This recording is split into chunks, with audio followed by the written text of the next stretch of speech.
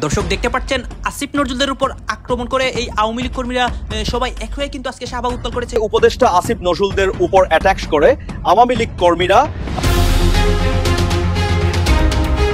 এদিকে আজ দুপুরে শাহবাগ উত্তাল করে আওয়ামী লীগ কর্মীরা উপদেষ্টা আসিফ নজরুলদের উপর আক্রমণ করে শেখ হাসিনাকে দেশে আনার জন্য রাস্তা পরিষ্কার করছে।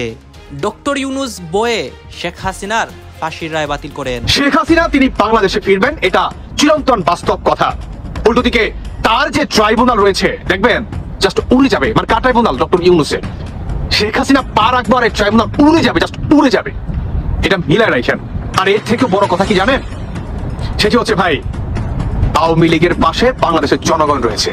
দেখেন নাই শেখ হাসিনার ভয়ে যে ভাই কোনোভাবে যদি শেখ হাসিনা বেঁচে যায় আমাদের গলায় ফাঁসির দড়ি পড়বে, এটা আল্লাহ ব্যতীত কেউ আটকাতে পারবে না, আল্লাহ ব্যতীত কেউ আটকাতে পারবে না। প্রায় 15-16 মাস হয়ে গেল আমাদের স্যার ইউনূস বিদেশিদের সহায়তায়, বিদেশি শক্তির সহায়তায় দেশের ক্ষমতা দখল করে নিয়েছেন। সো এই 15 মাসে দেশের কি হাল হল, দেশের কি অবস্থায়, কোন কোন সেক্টরে বাংলাদেশের খুব ডেভেলপমেন্ট হয়েছে? শুনেছি তারেক রহমান বিভিন্নভাবে খালেদা জিয়াকে হত্যার একটা অপচেষ্টা চালিয়েছে, কিন্তু প্রশাসনের দায়িত্বশীল আচরণের কারণে সেটা সম্ভব হয়ে উঠে নাই। 5 আগস্টের পর থেকে বিএনপি যে অপকর্ম করেছে সারা দেশব্যাপী, বিশেষ করে আওয়ামী লীগের কর্মী সমর্থক থেকে শুরু করে যারা বিভিন্ন পর্যায়ে নেতৃত্ব দিয়েছে, প্রত্যেককে যে নির্যাতন নিপীড়ন করেছে।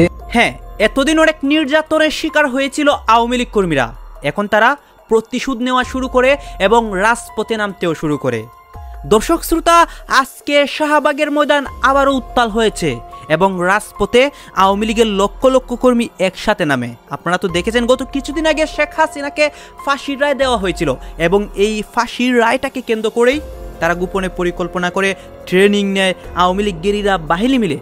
তারা কিন্তু এই অবস্থা করে এবং উপদেষ্টা আসিফ নজরুল সহ অনেকের খুবই খারাপ অবস্থা হয়েছে। আপনারা সম্পূর্ণ ভিডিও দেখবেন, কি কি হয়েছে আওয়ামী লীগের এই তাণ্ডবের মধ্যে সবকিছু দেখতে পারবেন এই একটি ভিডিওতে। আসুন আমরা কথা বাড়াচ্ছি না, আমরা সরাসরি ভিডিওর মূল আলোচনায় চলে যাচ্ছি। তারা এইরকমও বলছে যখন ভারত থেকে শেখ হাসিনাকে আপনার এনে বাংলাদেশে ফাঁসির কাঠগড়ায় দাঁড় করাবে, ফাঁসি দিয়ে দিবে, সেই খুশিতেও নাকি তারা বিরিয়ানি খাবে। বলি কি বাচ্চা, এই বিরিয়ানিটা একটু মানে ফ্রিজে রেখে দাও, এখনই রান্না করে ফ্রিজে রেখে দাও। কেমন? তোমাদের যখন ফাঁসি হবে না, তোমাদের আত্মীয় স্বজন বা তোমাদের যারা শুভাকাঙ্ক্ষী রয়েছে তাদেরকে দিয়ে দিও যে ভাই আমার নিজের খরচের বিরিয়ানি এই যে নাও দিয়া দিলাম, আগে থেকে অগ্রিম আমার জন্য সূরা ফাতিহা পড়ে আমার জন্য আল্লাহর কাছ থেকে একটু মাগফিরাত কামনা করিল। কেমন? এটা তো মিলাই লইস, কারণ সরকার পতনের আন্দোলন অলমোস্ট শুরু। দেখোস নাই ইউনূসের প্রতিটি গ্রামীণ ব্যাংকের ব্রাঞ্চগুলোতে কিভাবে ধাউ ধাউ করে দুজকের আগুন জ্বলতেছে? দেখোস নাই? হ্যাঁ, কথাই আছে না, যেমন কাজ তেমন তার ফল। বোঝো নাই? যাক বলবা তাই পাবা। কারণ এই সরকার ভাইলেন্সে বিশ্বাস করে, এই সরকার মবে বিশ্বাস করে। তো এই সরকারের সাথে তো তাই হচ্ছে, তাই তো হচ্ছে। চট্টগ্রাম লিখে দিছে, হ্যাঁ, যেদিন কানি শেখ হাসিনার ফাঁসির রায় দিছে সেদিন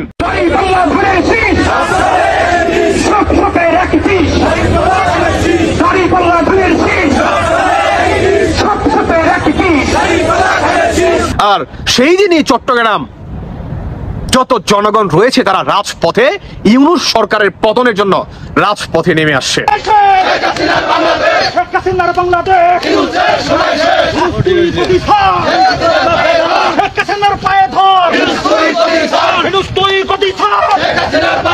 দুদিন পরে আওয়ামী লীগ বর্তমান চালাচ্ছে না একাই 100, কথায় আছে না 10-এর লাঠি 1-এর বোঝা মাথায় করে আওয়ামী লীগ রাজপথে ইনস্ট্যান্ট নাও এখন পর্যন্ত তারা ভূমিকা পালন করছে যে 1, 2, 3, 4 ইউনূস তুই গদি ছাড়, ইউনূস সরকার পতনের আন্দোলন করছে ইনস্ট্যান্ট নাও এখন পর্যন্ত আওয়ামী লীগ। আর এটার সাথে বাংলাদেশের কোটি কোটি জনগণ একত্র পোষণ করবে। বন্ধুর বাড়ি ভাঙে তলে জাতির ভিতর থাকবে না, এই দেশে থাকে না, এই দিনে তো দিন নয় আরো দিন আছে। ওই যে নানক কি বলছে দেখেন নাই? শেখ হাসিনা আসবেই। আর অবৈধ ট্রাইব্যুনালের রায় শুনে শেখ হাসিনা কি বলেছে? যে আই ডোন্ট কেয়ার, আল্লাহ আমাকে জীবন দিয়েছে, আল্লাহ আমার জীবন নিবে। আর তার ট্রাইব্যুনাল অনেক দূরের কথা। এখন আসুন আমি বলি আপনাদের লাস্ট কথা, আওয়ামী লীগ অলমোস্ট ফিরে আসছে। শেখ হাসিনা তিনি বাংলাদেশে ফিরবেন, এটা চিরন্তন বাস্তব কথা। উল্টো দিকে তার যে ট্রাইব্যুনাল রয়েছে দেখবেন জাস্ট উড়ে যাবে, মানে কার ট্রাইব্যুনাল? ডক্টর ইউনূসের। শেখ হাসিনা পা রাখবো আর এই ট্রাইব্যুনাল উড়ে যাবে, জাস্ট উড়ে যাবে। এটা মিলায় রাখেন। আর এর থেকে বড় কথা কি জানেন? সেটি হচ্ছে ভাই, আওয়ামী লীগের পাশে বাংলাদেশের জনগণ রয়েছে। দেখেন নাই তারা মিষ্টি খাচ্ছে? এখন তারা মিষ্টি কেন খাচ্ছে? শেখ হাসিনার ভয়ে, যে ভাই কোনোভাবে যদি শেখ হাসিনা বেঁচে যায় আমাদের গলায় ফাঁসির দড়ি পড়বে, এটা আল্লাহ ব্যতীত কেউ আটকাতে পারবে না, আল্লাহ ব্যতীত কেউ আটকাতে পারবে না। এই খুশিতে তারা মিষ্টি খাচ্ছে। আমি বলতে চাই, যারা নাকি আওয়ামী লীগ করেন, নিজের কলেজার ভিতরে এতটুকু অনুভূতি রাখেন যে আমাদের নেত্রীকে কতটা ভয় পেলে বা তাদের অপকর্মর জন্য কতটা অনুতপ্ত হলে নিজেদের ভিতরে ভিতরে তারা মিষ্টি খায়। কারণ তাদের ভয় নিজেদেরকে মনে করেন ঘুমাতে দেয় না রাতে, যে শেখ হাসিনা যদি কোনোভাবে বাংলাদেশে ফিরে আসে সেদিন বাংলাদেশে গৃহযুদ্ধ হবে, ভয়ঙ্কর পরিস্থিতি হবে, আমাদের ফাঁসিকে কেউ রক্ষা করতে পারবে না, শুধুমাত্র আল্লাহ ব্যতীত। বোঝেন নাই? এতটুকুই যথেষ্ট। শেখ হাসিনা যে ইনস্ট্যান্ট নাও এখন পর্যন্ত শেখ হাসিনাকে আল্লাহ বাঁচায় রাখছে, এইটাই মোর দেন এনাফ, আলহামদুলিল্লাহ। কারণ কি জানেন? জঙ্গিবাদীদের বিচার করার জন্য, জঙ্গিবাদীদের কলেজার ভিতরে ভয় আনার জন্য শেখ হাসিনা অতি দ্রুত তিনি বাংলাদেশে বীরের বেশে ফিরে আসছে। দেখেন নাই আওয়ামী লীগের মিছিলগুলা, সরকার পতনের, গ্রামীণ ব্যাংকগুলা আগুন, দেখেন নাই? এভাবেই আওয়ামী লীগ ভয়ঙ্কর ভাবে ফিরে আসবে। এনিওয়ে, আমি আর কিছু বলছি না। যারা নাকি বর্তমান আওয়ামী লীগের কর্মীরা আপনারা ভয়ে রয়েছেন যে শেখ হাসিনার ফাঁসি রায় দিয়েছে, তাদের জন্য এই ভিডিওটি, যে আওয়ামী লীগ ইনস্ট্যান্ট নাও এখন পর্যন্ত তারা রাজপথ দখল করে আছে চট্টগ্রাম থেকে। প্রায় 15-16 মাস হয়ে গেল আমাদের স্যার ইউনূস বিদেশিদের সহায়তায়, বিদেশি শক্তির সহায়তায় দেশের ক্ষমতা দখল করে নিয়েছেন। সো এই 15 মাসে দেশের কি হাল হল, দেশের কি অবস্থা? এই 15 কোন কোন সেক্টরে বাংলাদেশের খুব ডেভেলপমেন্ট হয়েছে, কোন কোন কাউন্টারে বাংলাদেশ অনেক উপরের দিকে উঠেছে, হিউম্যান রাইটস বলেন, ইকোনমি বলেন, বা যে কোনো মার্কার আমাকে কেউ একটু বুঝিয়ে বলতে পারবেন বা দেখাতে পারবেন যে বাংলাদেশের কোনো ধরনের ডেভেলপমেন্ট হয়েছে? বিশেষ করে স্যার ইউনূসের মতো একজন নোবেল বিজয়ী ইকোনমিস্ট, এবং শান্তিতে নোবেল পুরস্কার পেয়েছিলেন উনি। সো ইকোনমিস্ট এবং শান্তি দুইটাও যদি একসাথে করি বা আলাদা আলাদা করি, এই দুই সেগমেন্টে আসলে কি কি এসেছে বাংলাদেশের জন্য? শান্তি কি কি এসেছে, মানে শান্তির দিক দিয়ে কি কি এসেছে? শান্তির আব্বা, শান্তির আম্মা, শান্তির নানা, শান্তির চাচা, কোনোটা কি এই মুহূর্তে বাংলাদেশে বিদ্যমান? আমি তো দেখি না, মানে দূর থেকে যা দেখি তাই তো আপনারাও দেখছেন। আমার মনে হয় শান্তি বলতে কোনো কিছু নাই। রাস্তাঘাটে না শান্তি আছে, বাসায় না ঘরে শান্তি আছে, কোনো ধরনের সরকারি ইয়াতে শান্তি আছে, টিচারদের শান্তি আছে, স্টুডেন্টদের শান্তি আছে, সাধারণ মানুষের শান্তি আছে নাকি? মানে কোনো ধরনের শান্তি নাকি? চারিদিকে শুধু অশান্তি, ফেসবুক আর ইউটিউবে অশান্তির জ্বালায় পাচ্ছি না। তাহলে শান্তিতে নোবেল পুরস্কার বিজয়ী এই স্যার ইউনূসের শান্তি তো আর আনতে পারল না। এবার আসেন ইকোনমি কোন দিক দিয়ে উঠলো। বাংলাদেশের বিভিন্ন ধরনের এই যে পোর্টগুলি বিদেশিদের হাতে তুলে দেওয়া ছাড়া বাংলাদেশের বিভিন্ন রাষ্ট্রীয় সম্পত্তি, খনিজ সম্পদ হতে শুরু করে বন্দর নিরাপত্তা বা সামুদ্রিক নিরাপত্তা, সব কিছুই তো বিদেশিদের হাতেই চলে যাচ্ছে। সো আসলো কি? যাওয়ার অনেক কিছুই চলে যাচ্ছে, মানে একে একে সব কিছুই তো চলে গেল। আসলোটা কি? Anything coming? মানে কোনো কিছু কি আসছে? এত বড় একজন ইকোনমি, রাইট, নোবেল পুরস্কার বিজয়ী ইকোনমিস্ট, বাট কি আনতে পারলো? খালি কয়দিন পর পর পেপারে দেখি, নিউজে দেখি যে অমুকের সাথে অমুক চুক্তি, অমুক দেশ $1 বিলিয়ন ইনভেস্ট করবে, ইলন মাস্কের স্টারলিংক বাংলাদেশে এসে উল্টায় ফেলবে। স্টারলিংকের ওই যে প্রথম, এটা যদিও অনেক আগে থেকে বাংলাদেশে আসছিল, মানে এর আগের আওয়ামী লীগ সরকারের আমলে এগুলি আসার প্ল্যান চলছিল, অলরেডি টেস্টিং কিট ছিল। বাট আমাকে একটা বলেন যে স্টারলিংক আসার পরে বাংলাদেশে ইন্টারনেটে কী অভূতপূর্ব উন্নতি হয়েছে? কতজন স্টারলিংকের সেবা গ্রহণ করেছে? আদৌ কি করেছে? বাংলাদেশের মতো ডেমোগ্রাফিতে স্টারলিংকের প্রয়োজন, বা স্টারলিংক কতজন ব্যবহার করতে পারবে বা অ্যাফোর্ড করতে পারবে, সেটার কি কোনো কাউন্টার, কোনো ধরনের স্ট্যাটিস্টিক্স কি আছে? কতজন স্টারলিংকের গ্রাহক এই মুহূর্তে? একটু গুগলে সার্চ দিয়ে দেখেন বাংলাদেশে কতজন স্টারলিংকের সার্ভিস নিচ্ছে, স্টারলিংক কতটুকু সফলতা এনেছে বাংলাদেশে। জাস্ট বাংলাদেশের সম্পদগুলি একের পর এক বিদেশে চলে গেল, বন্দর চলে গেল, পোর্ট চলে গেল, সামুদ্রিক খনিজ সম্পদ চলে যাচ্ছে, সেন্ট মার্টিন তো কোথায় কোথায় গেছে আল্লাহ জানে, সবই তো চলে গেল। আমেরিকার সাথে আমেরিকান ট্যারিফ থেকে বাঁচার জন্য কি চুক্তি করে আসলো? সেই চুক্তি এমন একটা চুক্তি যে সেই চুক্তি তারা প্রকাশ করতে পারছে না ভয়ে। একই ব্যাপার ওই বন্দরের ক্ষেত্রেও, সেই চুক্তি প্রকাশ করতে পারছে না, কিন্তু বন্দরকে ট্যাক্স ফ্রি 10 বছরের জন্য দিয়ে দিচ্ছে, আপনার ট্যাক্সও দিতে হবে না। আইন শৃঙ্খলা পরিস্থিতির কি অবস্থা? মানে জননিরাপত্তা, আইন শৃঙ্খলা পরিস্থিতি, গত 15 মাসে শুধু ঢাকাতে মার্ডার হয়েছে 456টা, শুধু ঢাকাতে।